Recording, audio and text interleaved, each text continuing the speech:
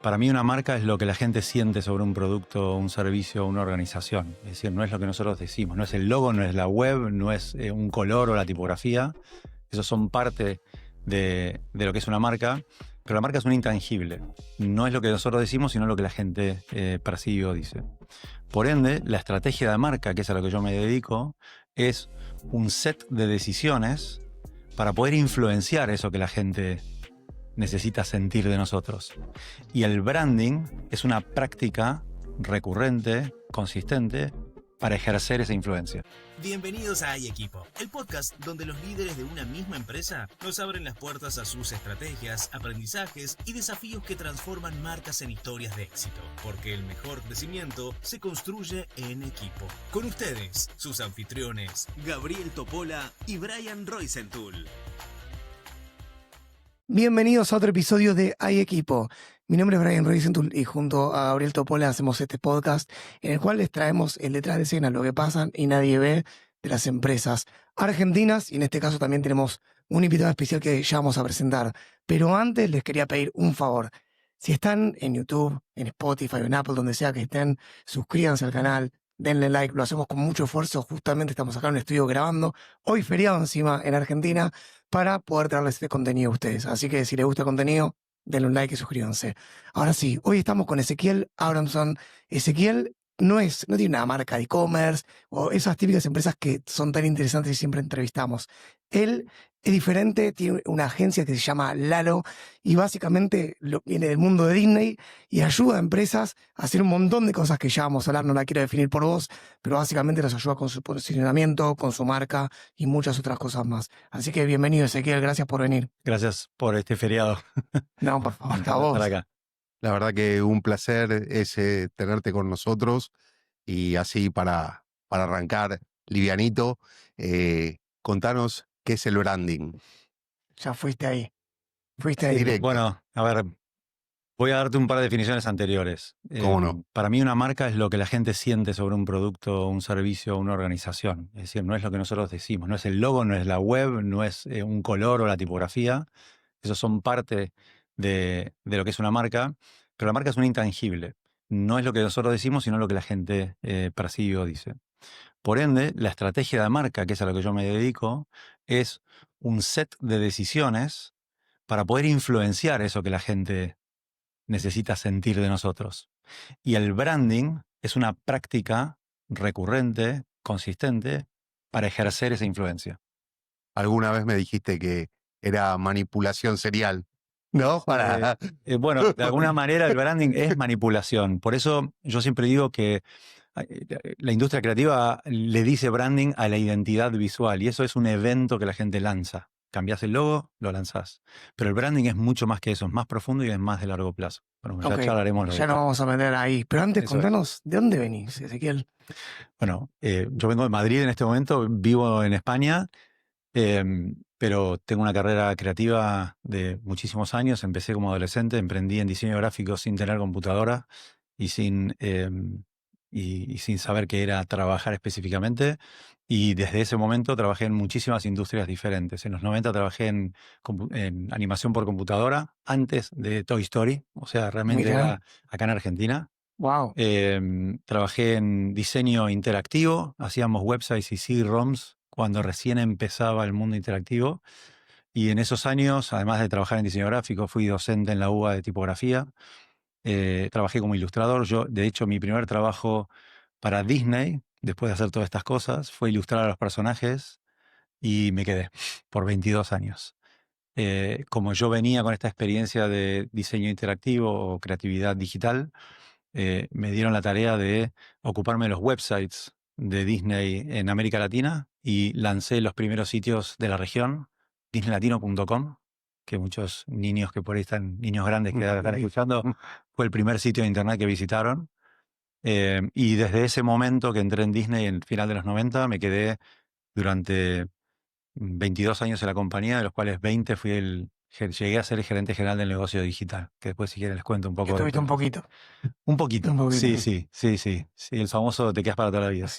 ¿Cómo llegaste a Disney? Bueno, yo trabajaba como freelance en un montón de industrias, hice otras cositas en el medio que no les conté, y mi padre era un organizador de eventos que producía las avant premiers oficiales de Disney en la región. O sea, Disney lanzaba una película, hacían un mega show, un desfile, había un montón de cosas artísticas, y en un evento yo hice una serie de cosas de diseño gráfico y alguien en Disney dijo, ¿quién, quién hizo esto? Mi hijo, lo queremos conocer, y tuve una serie de entrevistas y bueno, me contrataron para hacer ese trabajo de ilustración, que es un proyecto espectacular que no se hizo en Argentina finalmente, se terminó haciendo 3 años después en México, que fue un desfile de carrozas de Disney en la calle. Mirá vos. Sí, y yo diseñé esas carrozas, ilustré lo que iba a ser las coreografías con un artista muy famoso en Argentina que era Aníbal Pachano. Mirá. Sí. Y las ilustraciones que haces, que realmente son increíbles, las conocí Ahora quiero ver, viejo. después de mucho tiempo de trabajar juntos. Contale a la gente, digamos, dónde puede verlas, A ver, porque yo soy artista, esa es mi naturaleza, lo primero que fui, lo primero que hice, pero tuve inquietudes más, si querés, corporativas o profesionales. En mi familia había que tener título, entonces pensé en la universidad, hice diseño gráfico, pero yo siempre fui ilustrador, artista. Estudié en la escuela de Garaycochea, que no sé si todavía está. También fui discípulo de un artista plástico que se llamaba Pablo Becker. Yo me tomaba 2 bondis después del cole para ir a hacer naturaleza muerta. O sea, siempre estuve en el mundo artístico. increíblemente fuimos al mismo colegio secundario Carlos que tenía un Pellegrini. perfil que nada que ver Sí, con es lo así, artístico, es ¿no? así, es así. Contá un poquito de eso, Gran colegio. porque la verdad que Bueno, sí, mi familia, no sé, esos mandatos, terminé cursando en el Carlos Pellegrini, contra natura tal vez, porque yo tendría que haber ido a otra cosa, pero fue una de las mejores cosas que me pasó en la vida. Mis mejores amigos hoy son de ahí. Tal vez uno de los pilares de, no sé, poder hablar de negocios puede llegar a venir de haber aprendido contabilidad del colegio, haber sufrido economía y habiendo discutido trigonometría, no sé. Eh, pero, pero sí, fui al Carlos Pellegrini, y después fui a la UBA, hice escuela pública primaria, secundaria y universidad. Ok. Estás en Disney. ¿Qué es lo primero que haces ahí? Bueno, me contratan o hago este trabajo freelance, gustó, estaban buscando a alguien que los ayude en marketing en la división de cine, y entré como una especie de tercerizado, facturando como a prueba por unos meses a ayudar al equipo de marketing de América Latina, y luego me formalizaron el rol el año 98 y me quedé por un montón de tiempo.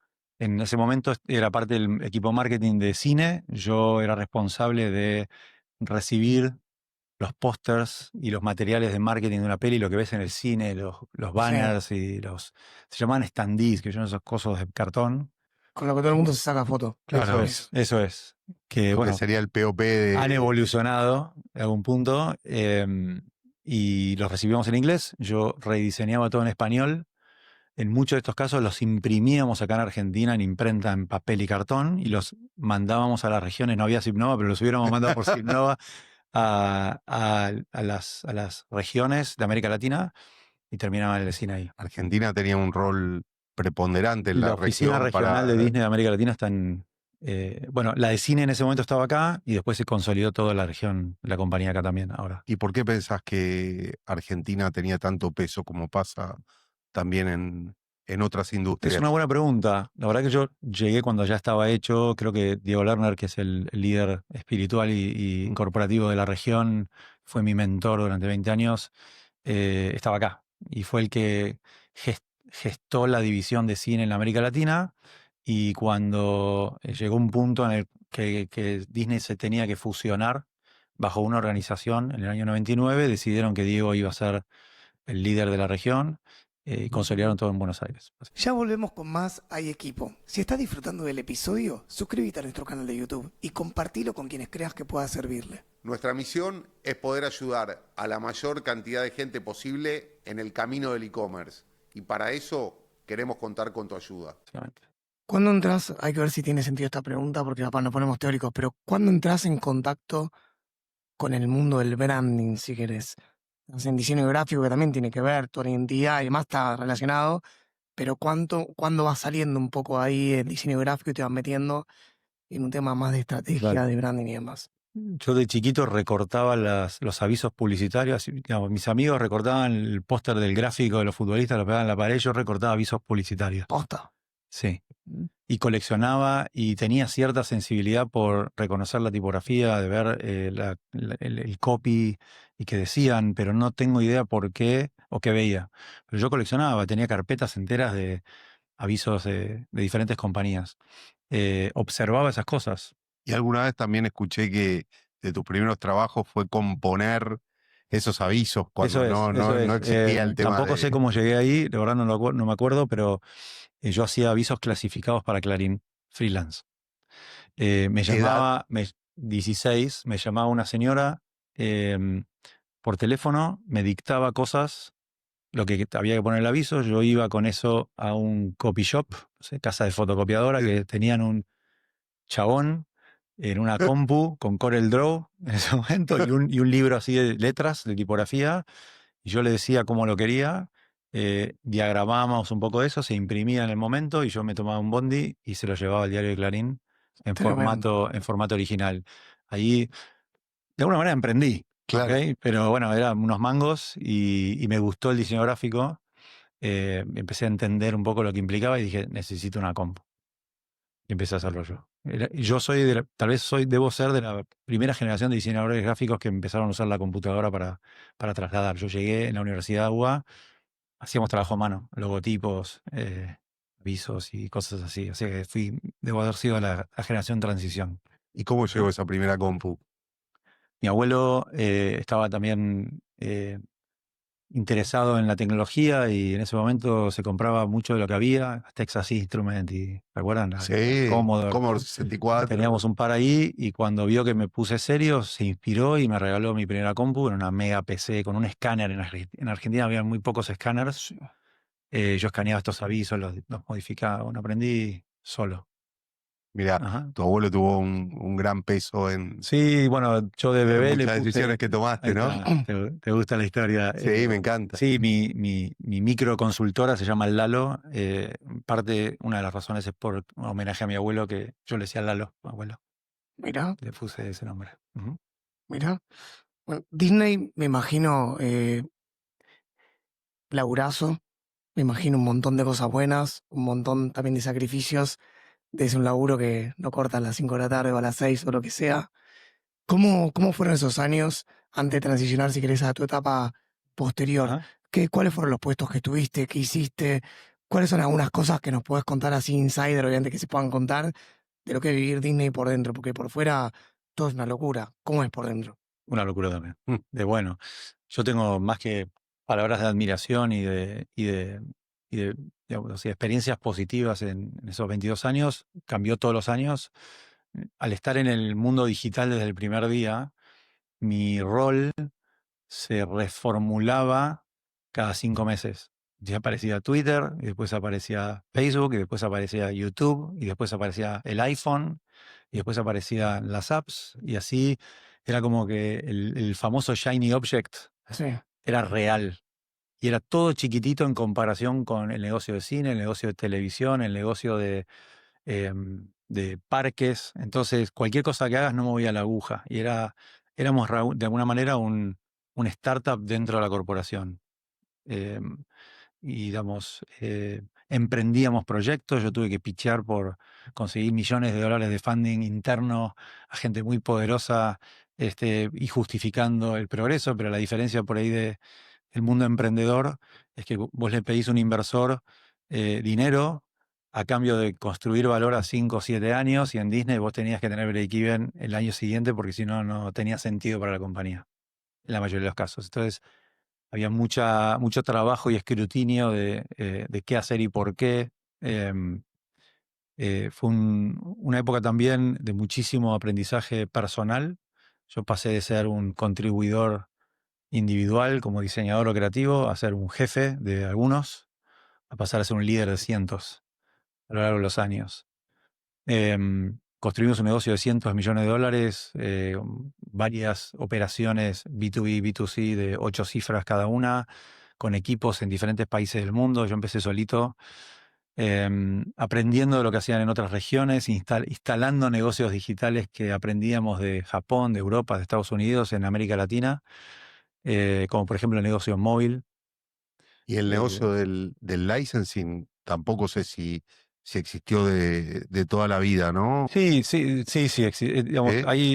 Disney históricamente tuvo 5 negocios grandes. El de cine original, el de los parques, el de televisión y el de productos de consumo o licenciamiento. Claro, El modelo de licenciamiento básicamente es que eh, alguien te paga para que vos le otorgues los derechos de uso de imagen de la propiedad intelectual de la compañía. claro, pero por Entonces, ahí eso en el rubro textil o alimenticio es muy fácil. sí, Pero cuando estás hablando, no sé, de ringtones exactamente. o de cosas como ocurrieron durante esos 20 años que no habían ocurrido Sí, nunca, y de hecho, la expectativa de un Disney es, aplicar los mismos negocios o formas de explotar la marca en el mundo digital, y a veces las reglas eran muy diferentes. Entonces claro, había mucha fricción entre eh, el modus operandi de la compañía con las dinámicas digitales, eran completamente diferentes. claro. Eh, pero sí, en 2003 yo empecé a viajar por América Latina, fue mi primer rol de negocios, eh, negociando con operadores móviles, em, porque lo que se llamaba en ese momento el negocio de valor agregado, que era otras cosas, además de hablar por teléfono, esto de los ringtones, de los Claro. wallpapers, y firmamos un contrato para que los operadores publiquen esos contenidos, lo bajan, las personas los compraban y nos pagaban un porcentaje una regalía sobre esas ventas.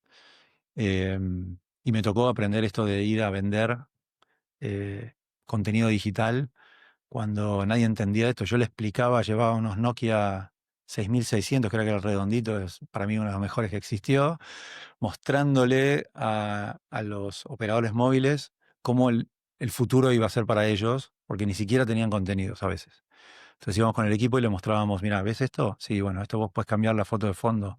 Era un Chicken Little de colores en el teléfono y era como un flash, porque realmente los teléfonos no todos tenían pantalla color, no había ancho de banda para bajarse cosas complejas y nosotros poníamos GIFs animados en el teléfono, una locura. Y en una compañía tan grande, ¿cómo hacían para comunicar también misión, visión, propósito, todas esas cosas que tienen que ver con la estrategia Ujú, y nada, digamos, diferentes países, ujú. diferentes industrias, cómo alineaban todo eso?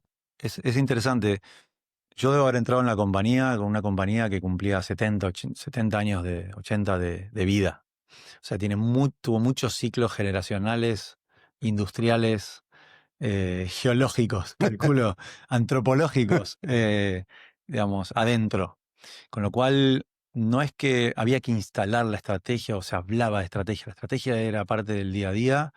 Em, yo siempre digo que una de las cosas que descubrí temprano en la compañía era que todos éramos sommeliers de la marca, ¿no? Todos podíamos decir, tener la sensibilidad de si estaba bien o mal hecho, si tenía potencial o no algún tipo de contenido.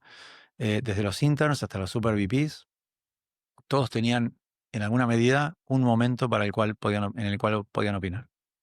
Y eso lo respirás desde el primer día. La marca se vive, hay evidencia de que es una compañía que toma decisiones con el cliente en el centro y digamos, en el centro de la marca, digamos. Las películas se prueban, se testean con audiencias muchas veces antes de que se lance una película, las atracciones lo mismo, los productos de consumo están pensados analizando tendencias de moda, al igual que lo hace Y Gucci u otros. perdón, cuando decís Sí, que se testean, digamos, puede ser que se testee y que digan, mira, la verdad que este final no sí, digamos, claro, y se cambia. sí, claro, Ok, sí, ok. sí. ¿Ha pasado con alguna conocida que se puede contar o no? Sí, seguramente. Yo no lo voy a contar, pero sí, yo digamos, es parte del negocio de cine ir testeando con audiencias reales, versiones preliminares de la película, cortes Es diferentes un de proceso escena. estándar, no solo de Disney, digamos. Una película, bueno, no sé, nos fuimos al cine, pero una película tardás, hoy por ahí con la tecnología es menos, pero son 5 años de producción.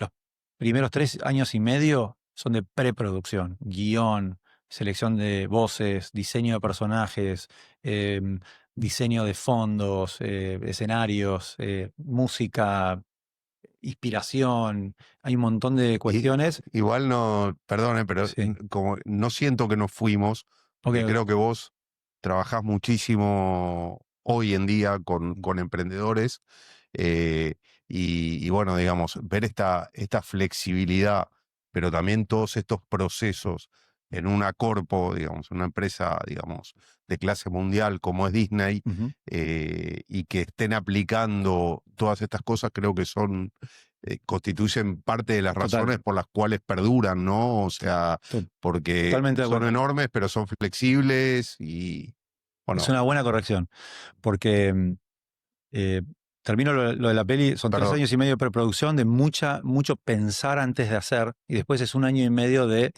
a full, a producir las escenas, a elegir, digamos, los cortes, y en ese año y medio se prueba mucho a fondo con audiencia real, niños, madres, se prueba los 4 cuadrantes, hombres, mujeres, adultos, niños, y ver cómo testea las escenas o las películas. Me imagino que hay alguien mirando si se ríen, si lloran, si aplauden, entre otras cosas. claro. Y, y las versiones que nosotros vemos finales deben ser las versiones 104.3, no sé, es una cosa de locos.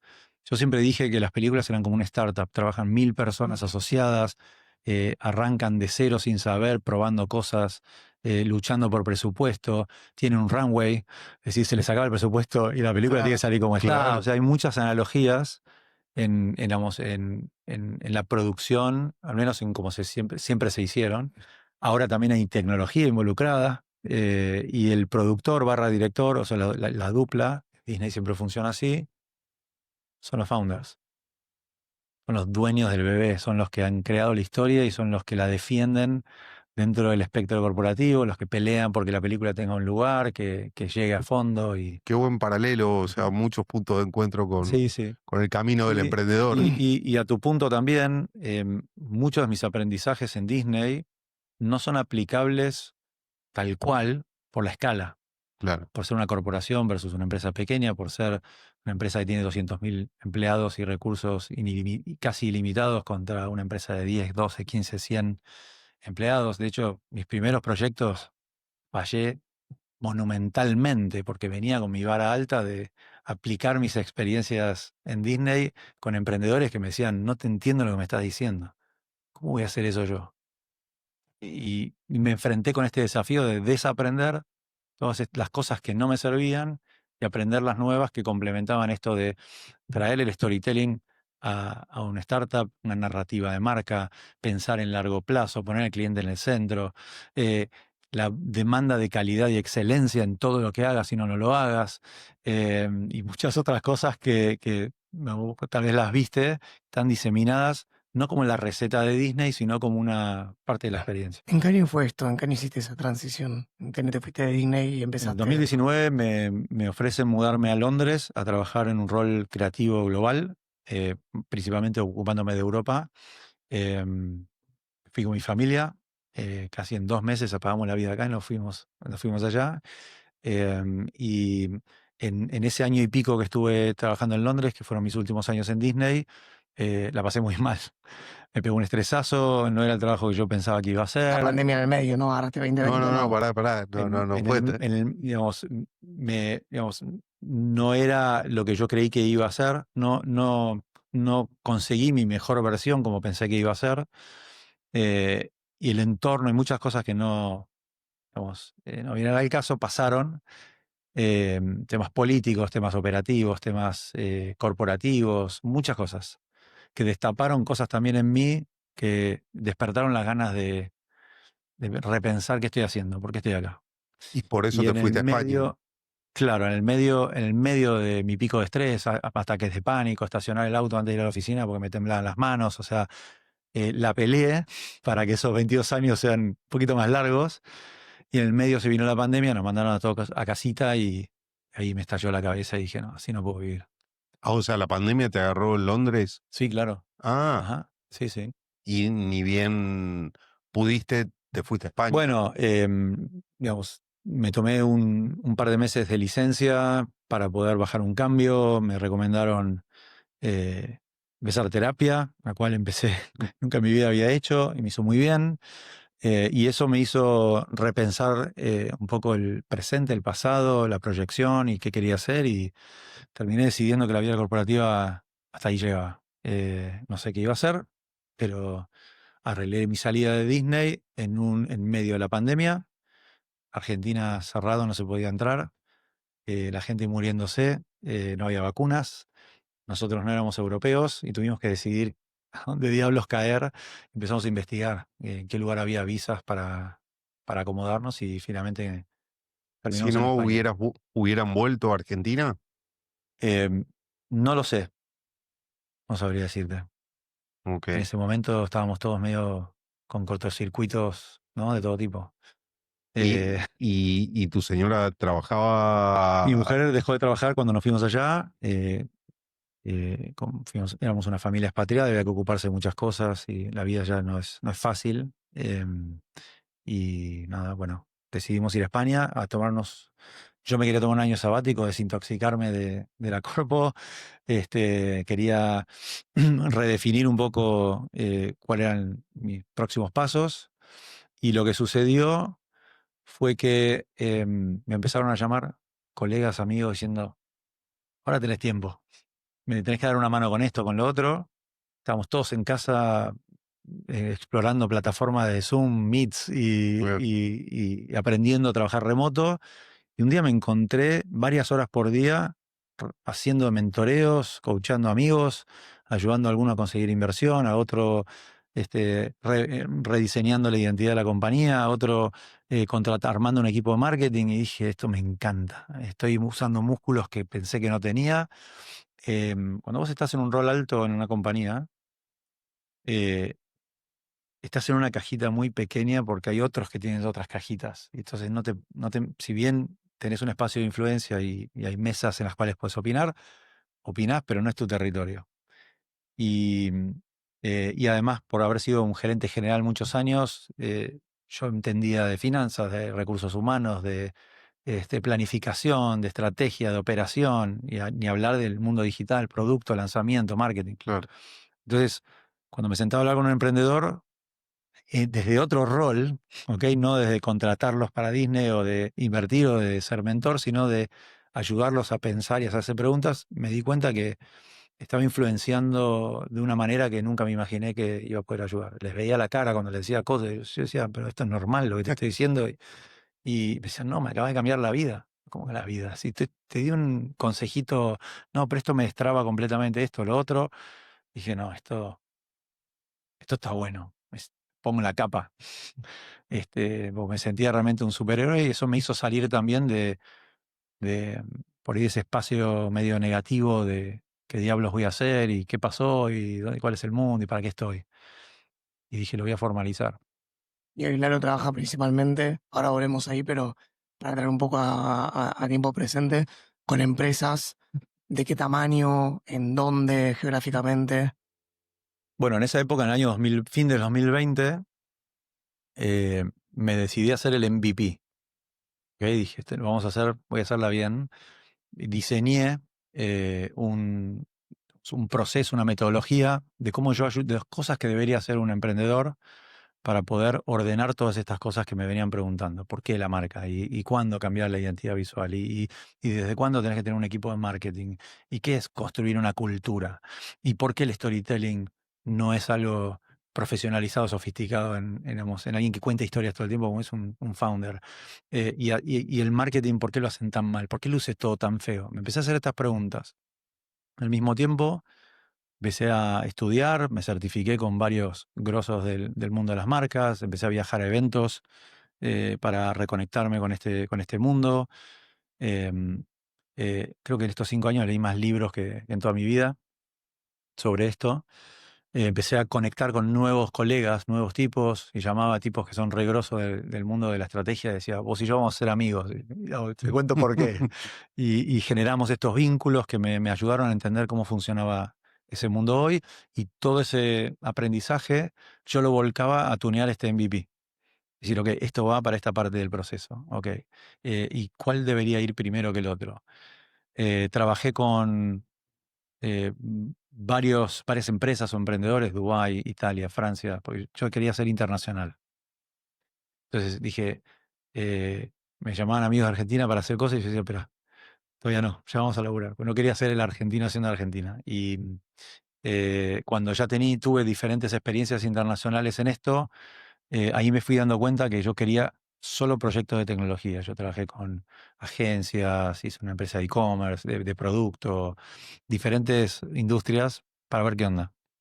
Y le fui dando forma a mi proceso, al tipo de cliente que yo quería, con el que quería lidiar todos los días, y el tipo de, tal vez, marketing o posicionamiento que yo debería tener para poder llegarle a esas personas.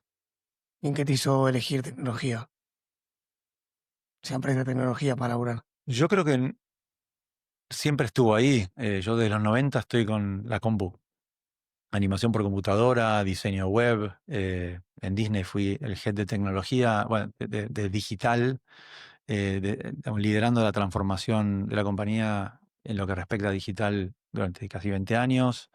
Y en ese trayecto fui mentor, he invertido, los startups trabajaban conmigo, éramos una startup nosotros. Yo siempre supe que cualquier cosa que iba a hacer iba a terminar siendo o ser un emprendedor de tecnología o ayudarlos. Hice las dos cosas. Cómo los puntos siempre se unen al final, ¿no? Es O el sea, círculo, que ¿no? cada cosa que uno hizo después tiene un sentido, ¿no? Total, Y, total. y la verdad que en este viaje, digamos, donde vos estabas tan cómodo con una carrera corporativa en una empresa de la hostia como, para ponerlo en gallego, ¿no? Como Disney, eh, nada, la vida te fue llevando a diseñar tu propia aventura y hoy, digamos, nosotros lo vivimos desde Simnova con el proceso espectacular que hiciste junto a todo el management de la compañía, donde, bueno, pensábamos que íbamos a hacer un rebranding, pero en el sentido, digamos, por ahí, Visual. claro, visual y limitado de un mero cambio de nombre. Y ahí, digamos, me di cuenta todo lo que hay atrás de ese proceso. Ujú. Y me gustaría que pongas un poco más de énfasis en eso Ok. y lo cuentes porque para mí fue maravilloso y, y me gusta que los emprendedores le puedan dar la entidad que tiene, ¿no? Total. Aunque sigan llamándose de la misma manera, pero que piensen en cuál es su misión, su visión, y la estrategia del negocio, que es tan importante, ¿no? Seguro. Em, Primero, estaría bueno aclarar por qué es importante tener una estrategia de marca, posicionar tu compañía, construir estos intangibles, ¿no? Hoy vivimos en lo que yo llamo la revolución del branding, que se da en diferentes campos de batalla. El primero es el campo de la atención. Hoy estamos bombardeados por mensajes. Miles de marcas se lanzan todos los días a la calle a capturar nuestra atención. Por ende, para llegarle a la gente correcta, en el momento indicado y diciéndole lo que le tenés que decir de la forma y la cantidad de veces que lo tenés que hacer, tenés que tomar decisiones. Este sí, este no, porque no podés llegarle a todo el mundo. Por otro lado, vivimos en una economía creativa. Hoy tenemos herramientas increíbles para que cualquier persona se pueda convertir en un distribuidor global de contenidos.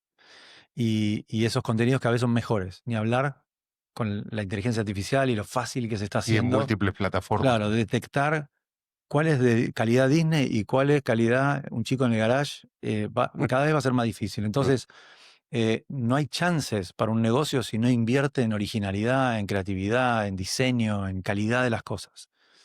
para poder, una vez que te prestaron la atención, digamos, que necesitabas, romperles la cabeza o generar algo en la gente. Y por otro lado, la última es la economía de las experiencias. Hoy las mejores marcas del mundo están elevando la vara cada vez más. Yo siempre uso el ejemplo de Apple porque es como un estándar en todo sentido, desde la web y cómo está diseñada esa experiencia para que sea todo fácil y todo lindo y todo clarísimo, hasta la experiencia en retail donde pagas sin hacer filas, te tratan todos bien, saben todos de todo, los productos son experimentables, fáciles, es todo integrado a cómo los humanos experimentan las cosas. Y ni hablar cuando abrís la cajita, el olor, el tiempo, los 6 segundos que tardas en hacer el unboxing. Todo es un momento wow. Y los emprendedores nunca piensan en esas cosas. Entonces, tenés que conseguir la atención de la gente y determinar cuándo y cómo y a quién.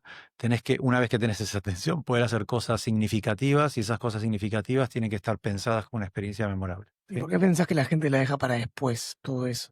Gran pregunta, porque mi segundo punto era justamente que los emprendedores siempre dejan la marca para después. Pero de las primeras decisiones que toma un emprendedor son las de branding. Le ponen un nombre a la compañía, eligen un logotipo, un color, eso lo pegan en una experiencia presentación, pitch, Mm. o en una web y se van a laburar. ¿Sí? Y después por 2 años, 3, se olvidan de todo esto.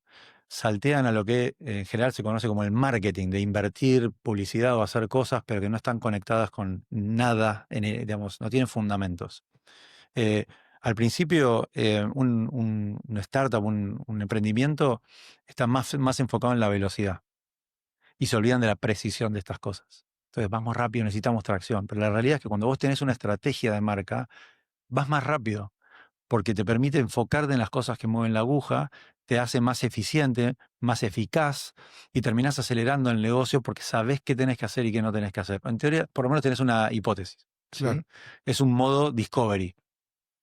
En algún punto esto se da vuelta, se flipa, viene de España. Que, digamos, llamémosle product market fit o madurez del negocio, o juntaste una ronda y ya tenés como para empezar a sofisticarte en esa fase y priorizás más la precisión que la velocidad. Te relajás un poco en ir tan rápido porque necesitas hacer las cosas bien porque las vas a chocar. Entonces invertís en un equipo de marketing y presupuesto, invertís en un equipo de vendedores o comercial y tratás de entrenarlos y te dedicas al pitch y realmente pensás que decís, renovás la web, invertís en una identidad, ya empezás a hacer otras cosas. Entonces la estrategia de marca, si vos ya la tuviste antes, te permite que todos estos cambios, sobre todo culturales, vienen cracks de afuera a decirte cómo hacían las cosas antes y te descuartizan la cultura.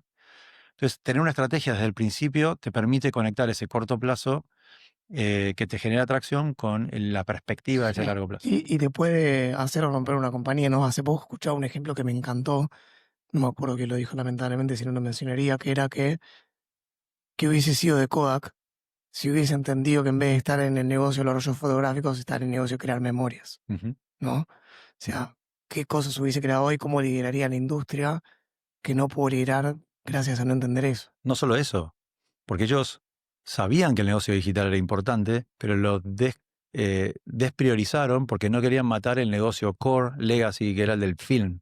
Entonces decían, si le ponemos foco a esto, vamos a matar Claro. nuestra vaca lechera. Claro. Lo mismo que lo opuesto que hizo supuestamente Netflix, donde mató la vaca lechera para poder darle lugar al potencial futuro que tiene la compañía, y bueno, la historia la conocemos. Sí. O Blockbuster, ¿no? La famosa también, donde creyeron que la gente venía a comprar cosas a Blockbuster y convirtieron los videoclubes en supermercados, porque ya que te alquilas una película, te llevas unos Llévate las caramelos, golosinas, el ¿no? Un popcorn. chocolate, una Coca-Cola, y la gente perdió esa idea de venir a inspirarse a que le cuenten historias, porque el tipo del videoclub era el que te decía que tenías que ver. Claro. Entonces, las compañías no existen, es la gente.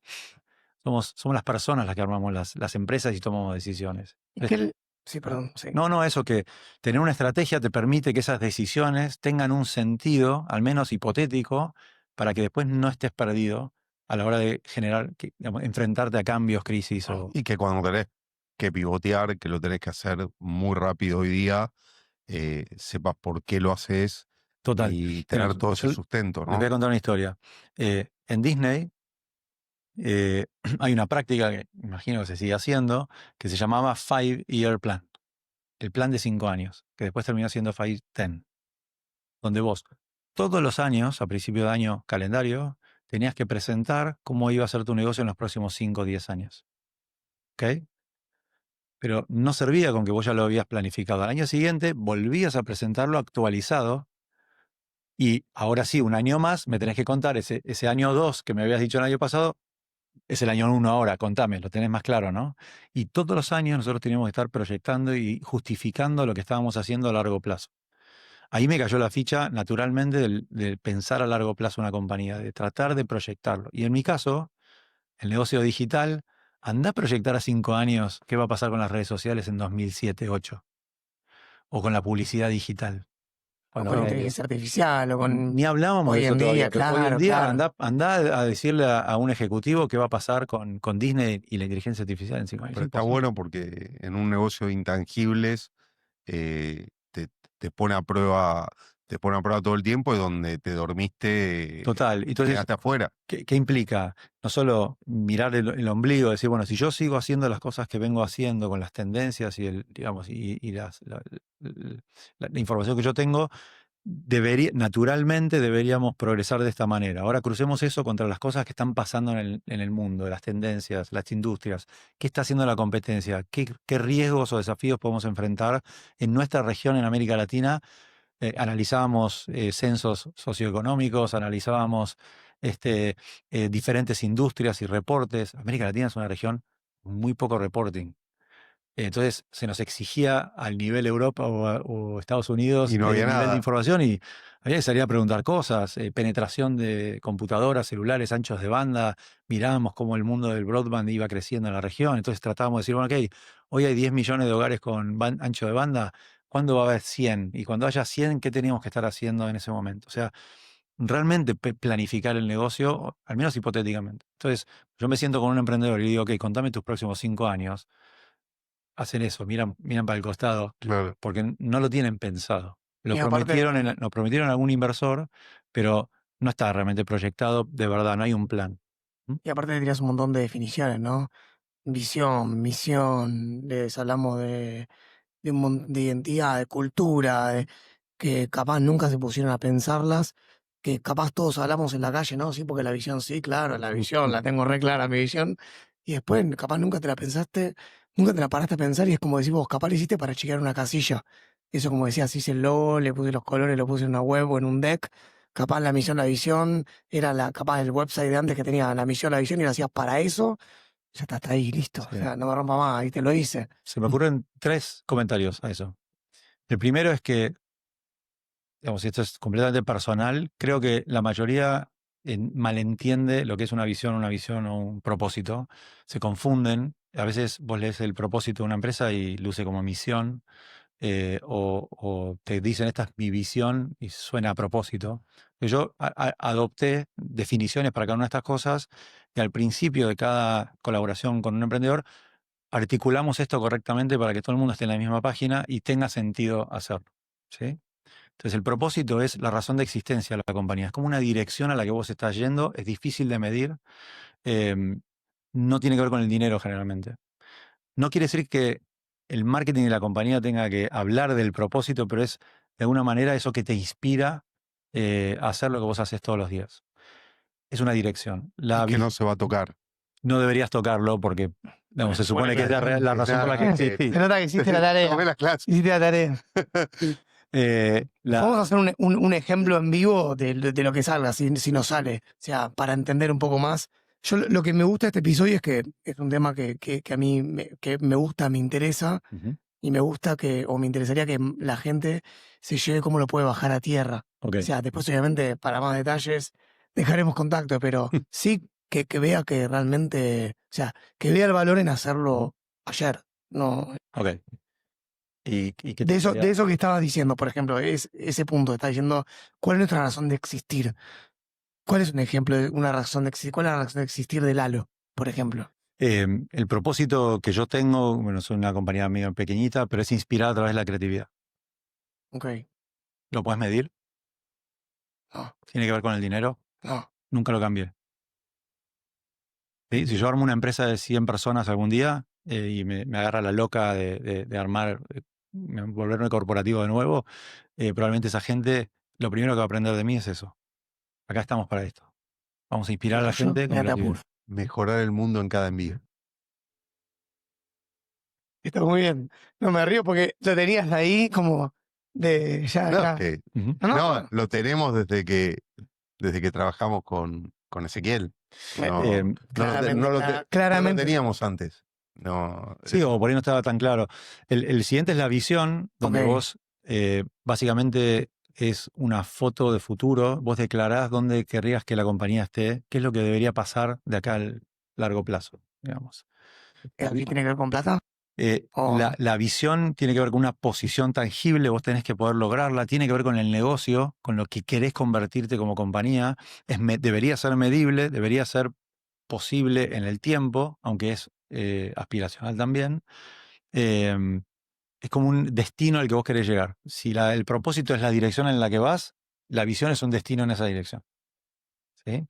5 o 10 años, yo sugiero que sea 10 y ser optimistas en que lo vamos a lograr, porque 5, aunque parece mañana. largo para un Sí, emprendedor, sí, mañana. es difícil y probablemente por ahí puedas llegar un poquito más rápido, entonces te va a desconfigurar. Eh, Queremos ser la empresa líder en esta categoría y a veces cuando decís la empresa, ¿qué significa? ¿Somos una qué? En 10 años.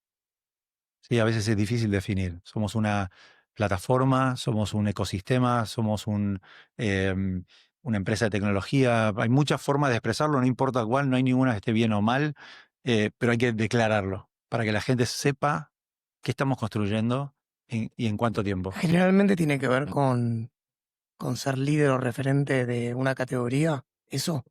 No siempre.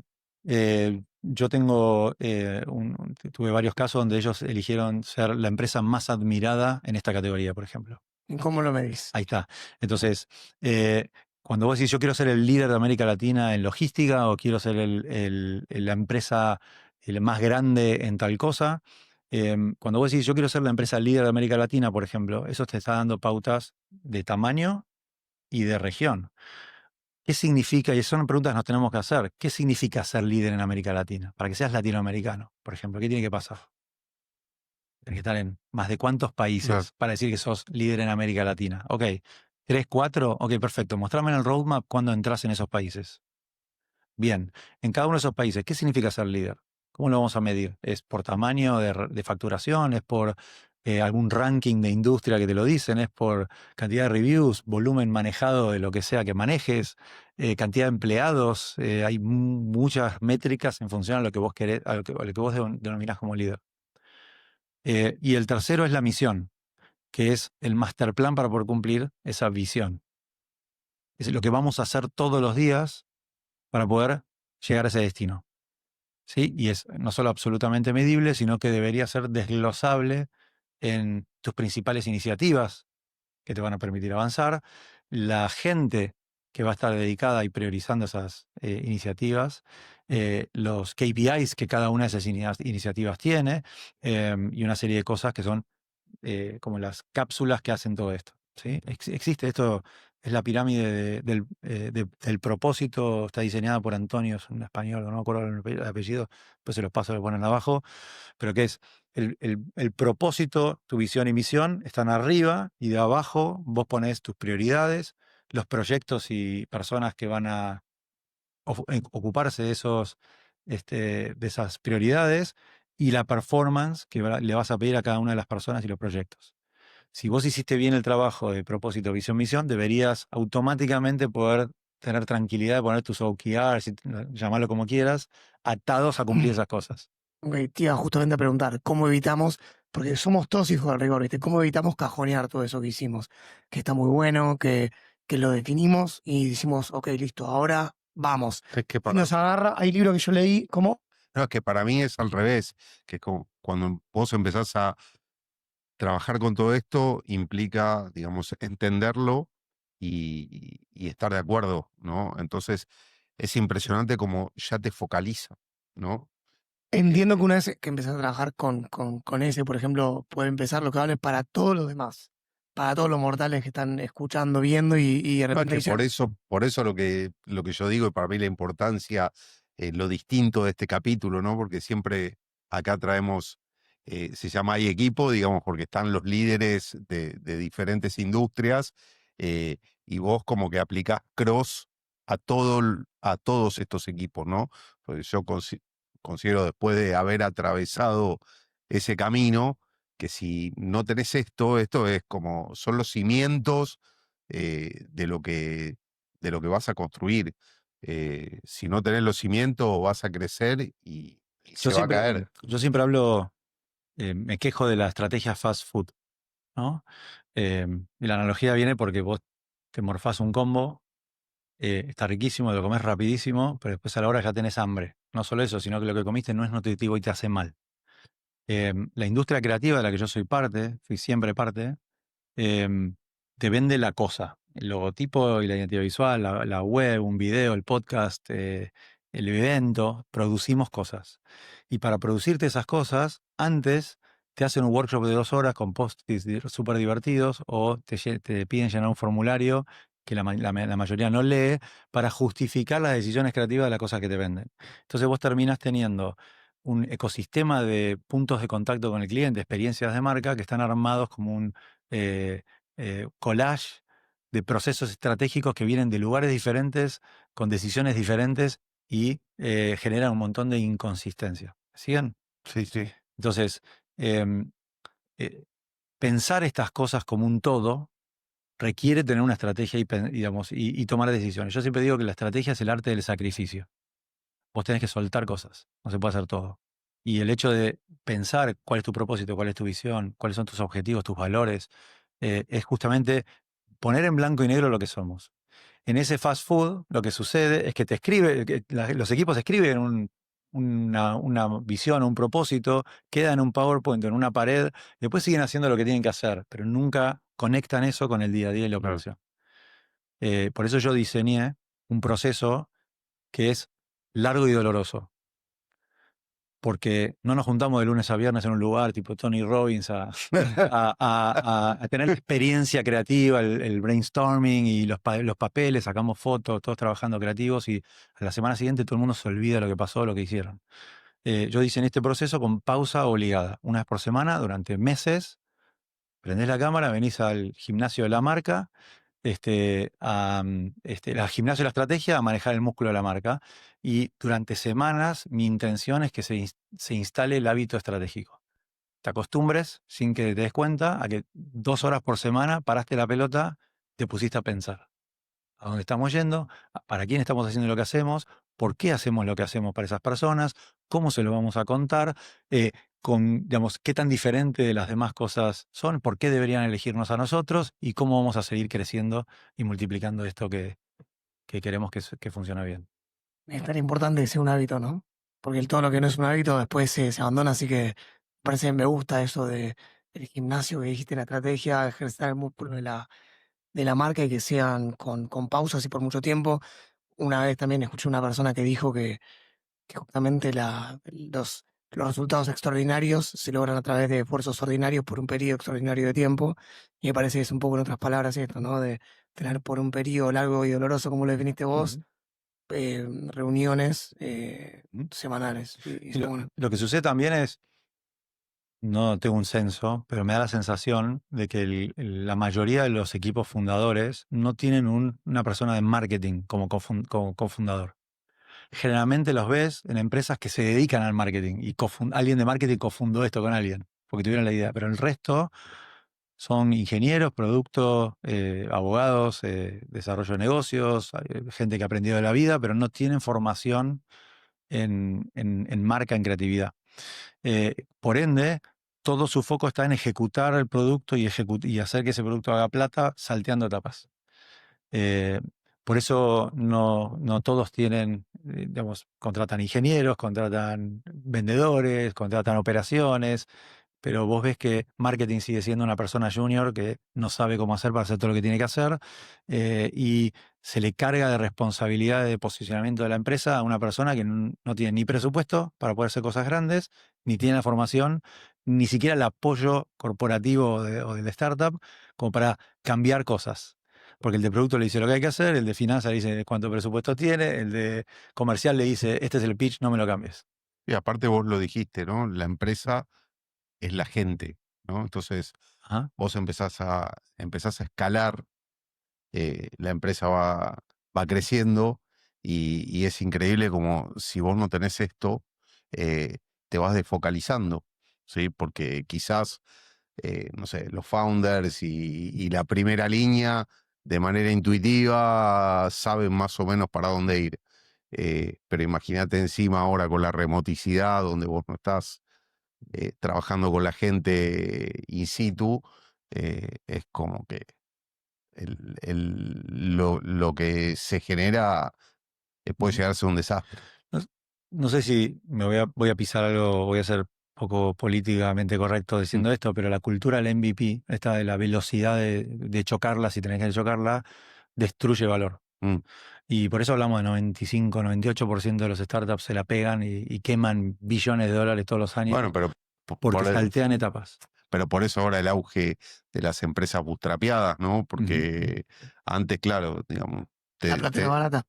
te daban combustible y O no hay plata o quieren hacer las cosas mejor y disfrutar el proceso, que eso es algo claro, también que hablamos mucho, disfrutar el proceso de construir tu compañía. A pesar de todo lo doloroso que es ser emprendedor, a pesar de lo difícil, lo estresante, lo, el nivel de presión que se tiene, poder disfrutar esto y tener este espacio creativo, que es el construir estos intangibles de la compañía, no solo eh, para mí deberían ser enriquecedores, sino que sin darte cuenta vos estás construyendo un ticket más alto en tu éxito. Porque hay historias, o sea, hay casos conocidos donde Amazon se compró a Whole Foods hace unos años por 13.9 billones de dólares y cuando ves el documento de compra, el 70% de ese valor, 9.000 millones, está asociado a goodwill, que eso es, en teoría, el nombre, la reputación, el intangible, el humo. ¿Sí? mm, 70% de la adquisición es ese intangible, la marca, el nombre que ellos construyeron. Lo mismo pasó con Beats en Apple. 2.6 y 2.3 era el goodwill. Es una locura total. Cuando vos ves esos exits que tuvieron los emprendedores construyendo una marca que la gente adora, que no lo quiere soltar, eh, genera ansiedad de tener que decirle a todo el mundo, fíjate esos casos donde si vos construís los intangibles y estás pensando en vender tu compañía o generar una ronda mayor de inversión en el futuro, esto se puede tangibilizar en tus libros. Sí, aparte, como decías antes vos, uno tiene que buscar la forma de destacarse entre tanta oferta que hay hoy en día. Hay muchas chances que salvo que tengas un producto súper innovador, que muchos otros vendan algo parecido, o lo mismo, un sustituto de lo que vos vendés. Ujú. Entonces, esa, ese intangible, ese valor que construís, es lo que hace que también articules un montón de acciones que hagan que tenga valor. Yo entrevisto de un podcast en Estados Unidos, te contaba, trabajo para ese país también, y las marcas que más resaltaron y las que más éxito tuvieron, de las que entrevisté por lo menos, son las que me dijeron textual. Yo pongo mi visión y visión en acción, todos los días interactúo con la comunidad, vos ves mi web o todo nuestro material y vos ya podés entender de qué vamos. Si somos una empresa que vende ropa, vas a ver que es mucho más que una empresa que vende ropa. Somos X, Y Z, lo que sea para eso. Hay algunas que, no sé, hablo de empresas de, no sé, 400 palos capaz, que para Estados Unidos son empresas medianas, grandes, ni siquiera son gigantes, que son empresas que venden café. Pero ellos te dicen, somos una empresa de entretenimiento, que vendemos café. Hasta les cambia la definición. Y, y cómo la ven internamente también en diferentes escalafones. Para las nuevas contrataciones, algunos que entrevisto tienen esos, los core values, los llaman ellos, ¿viste? Esos valores, que no sé, me gustaría saber dónde entran en esta ecuación de misión, visión y demás, en la pared. Y te cuentan un poco más por qué lo tienen atrás de la pared, para qué lo Lo que, usan y demás. Y está lo bueno. que dijiste al principio, yo lo encapsulo dentro del posicionamiento de una empresa. El posicionamiento de una compañía, una marca, es ese lugar único que ocupás en la cabeza de la gente. Pero la clave está en el único. Vos tenés que determinar único para quién, único en comparación con qué y único cómo. ¿Sí? Entonces, único para quién es determinar para quién, para qué cliente ideal es tu producto. Hay millones de Hay miles de horas de contenido en Internet, cliqueando acá abajo van a encontrar un montón, donde se habla de cómo construir el perfil de un cliente, cómo segmentar audiencias, por qué no te deberías hablarle a todo el mundo y deberías elegir, sobre todo al principio. Primero, no solo es arrogante decirle al mundo que tu producto es para todos, sino que además es medio tonto, porque no hay billetera que soporte el marketing para llegarle a todo el mundo. Apple no le llega a todo el mundo. Porque hay gente que no le gusta Apple. Apple no es para todos.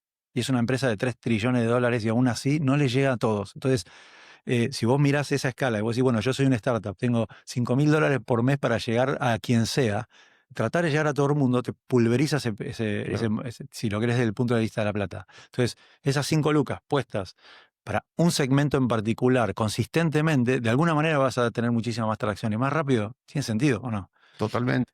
Después es único en comparación con que la mayoría de los emprendedores no me puede declarar claramente digamos, cuáles son las alternativas que sus clientes analizan para compararlos con ellos. ¿Sí? Y muchas veces no son compañías con las que vos competís. Un CRM no compite con otro CRM solamente, compite con el Excel, con el cuaderno. Claro. Son enfoques que la gente tiene para solucionar sus problemas o sus desafíos. Entonces, vos tenés que analizar cómo consume la gente, tenés que analizar cuáles son las alternativas que tienen y tenés que determinar por qué tu alternativa es mejor que otra, que es la tercera. Único cómo.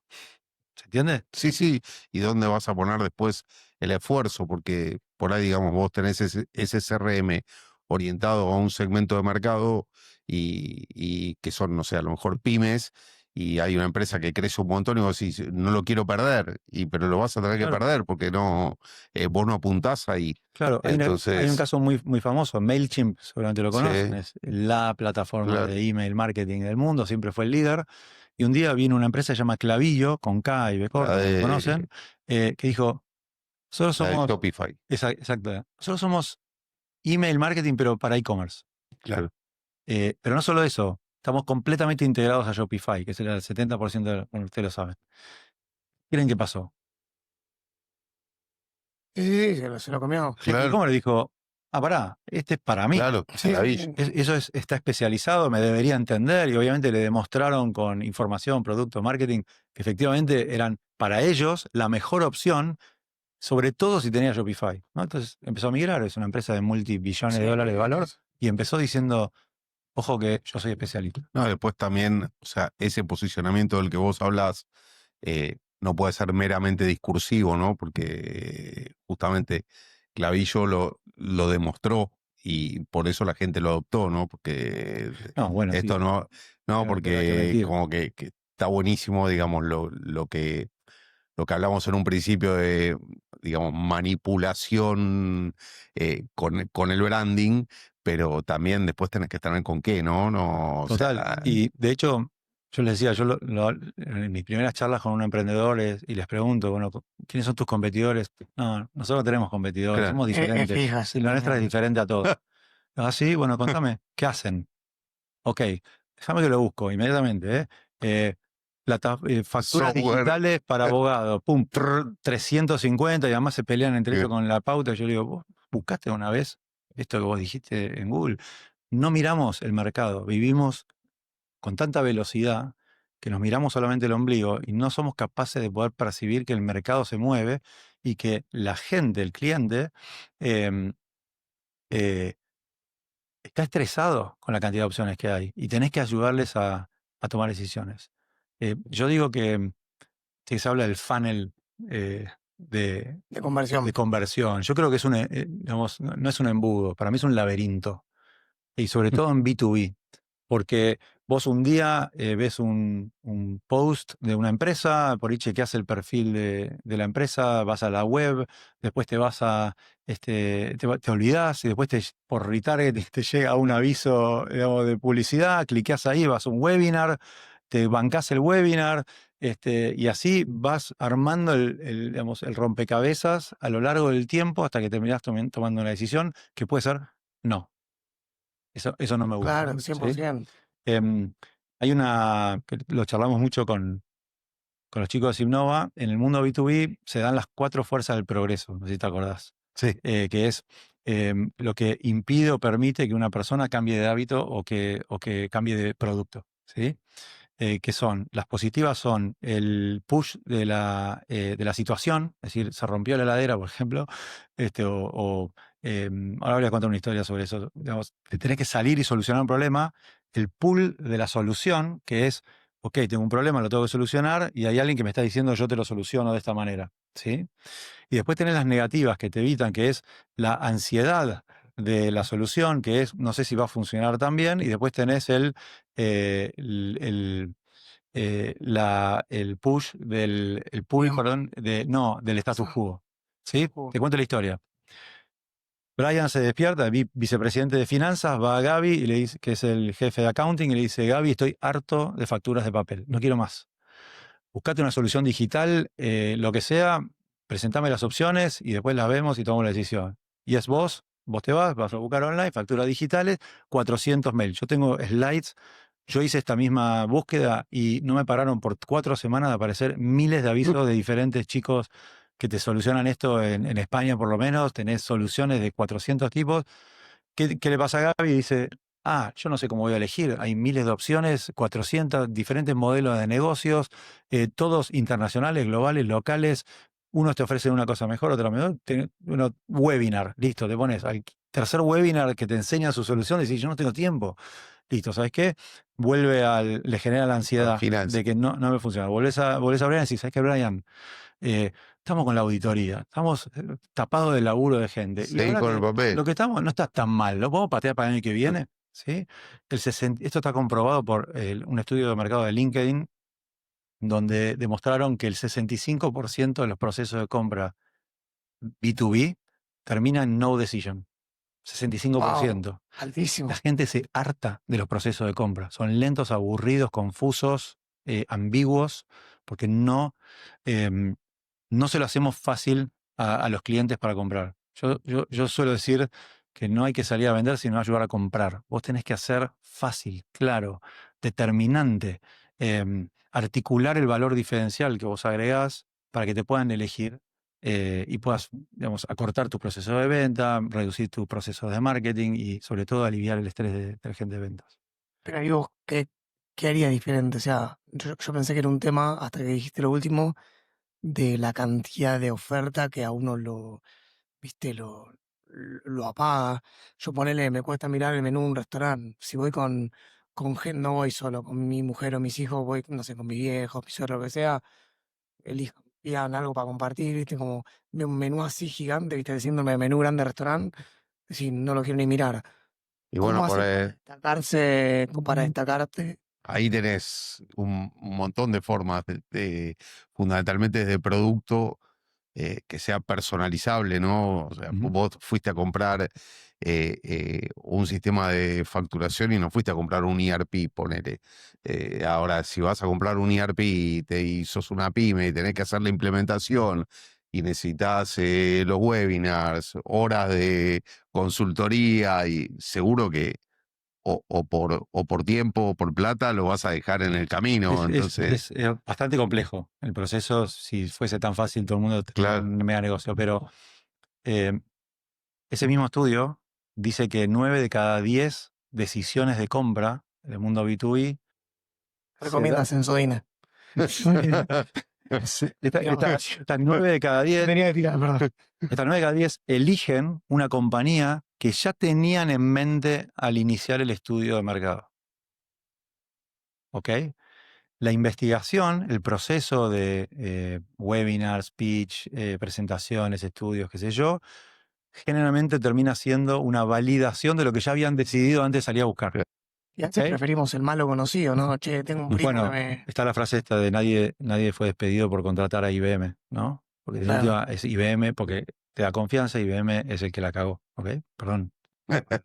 Pero volviendo a esto, vos entendiendo esto, que es, compraron 9 de cada 10 a los que ya conocían. Eso quiere decir que vos, mucho antes de que de un buyer vaya a buscar la solución, tenés que estar en su cabeza. Claro. Y para eso tenés que pensar a largo plazo. Y para eso está el branding. ¿Sí? El branding lo que hace es construir esta idea en la cabeza de la gente a lo largo del tiempo para que cuando vos necesites esa solución estés top of mind y no solo digamos, te conozcan, sino que sientan positivamente que tu solución puede resolver esto.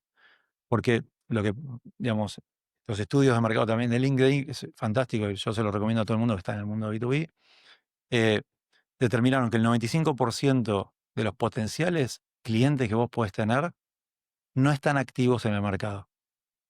Solo el 5% está buscando facturas digitales, a ver qué hay.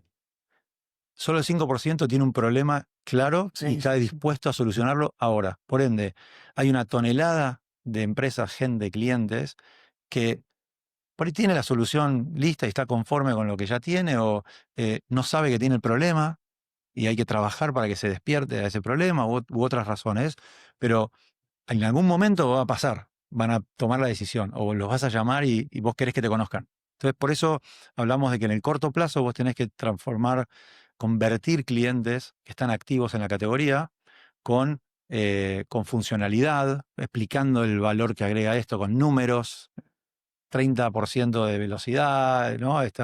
40 millones de leads en 2 días, todo, digamos, esa tangibilidad para que tomen la decisión ya.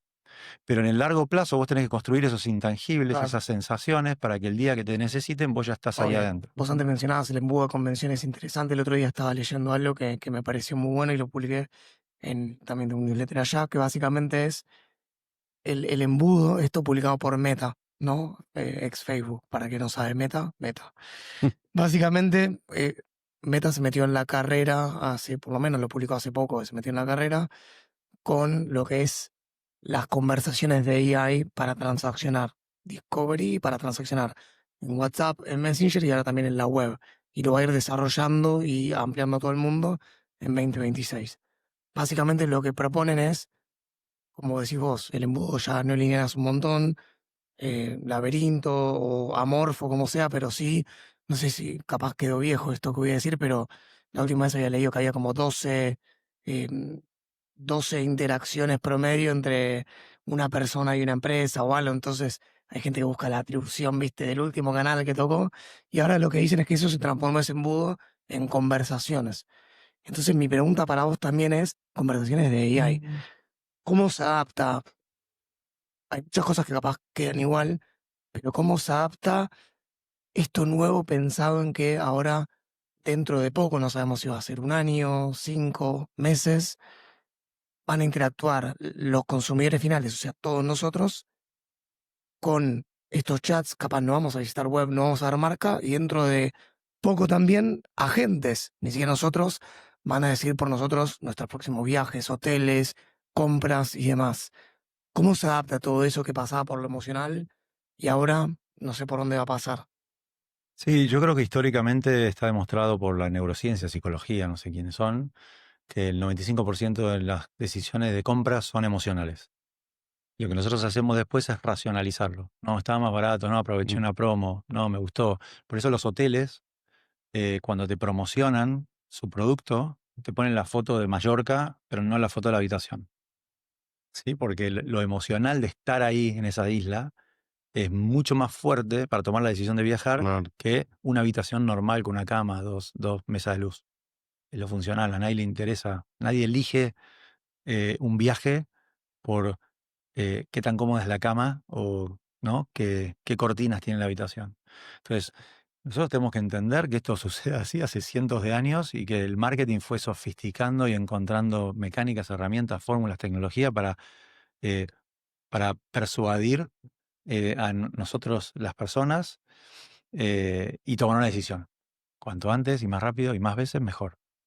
Yo creo que todo lo que está sucediendo en lo conversacional va a generar esto, va a ser muy natural porque vamos a ser más humanos a la hora de hacer marketing, me parece. Vamos a tener que elegir la voz, el tono de voz de la marca de verdad, no el tono de voz en un PowerPoint que dice, no, somos cálidos y sonamos, no, para sonar así. Y vamos a tener que determinar si la voz de nuestra marca es femenina o masculina a la hora de hablar con la gente.